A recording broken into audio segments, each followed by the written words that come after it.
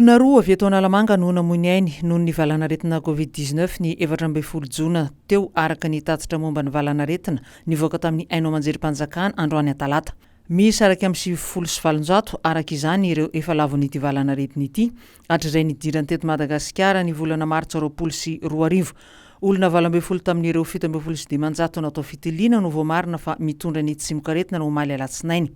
40 amin'izany dia avy eto Analamanga, iray avy any Ivatovavy Fitovinany ary iray avy any Amoronimany. Tsy voafaritra mazava ny isan'ireo mbola manaraka fitsaboana fa ny 70 amin'izy ireo dia anaty fahasarotana araka ny tatitra hatrany. Marary 12 kosa no voalaza fa sitrana. Ny afara tamin'ny fifandonana ny fihetsiketsehana ny tranga teo anivon'ny Université-ny Toliara androany talata. Nivoaka ny faritry université ireo mpianatra nanao fitakiana ka nisy fifandomana tamin'ny mpitandron'ny filaminana.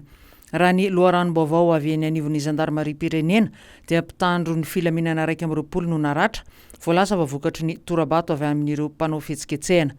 220 ihany koa ireo mpanao fihetsiketsehana no samborina nandritry ny fihetsiketsehana.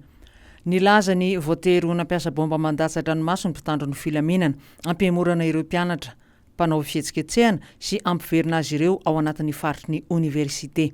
Anisan'ny fitakiana ataon'ireo mpianatra ny Toliara ny fandoavana ny vatsim-pianarana 10 volana sy ny fanamarinana ny diplômany ary ny fametrahana wifi ao amin'ny université.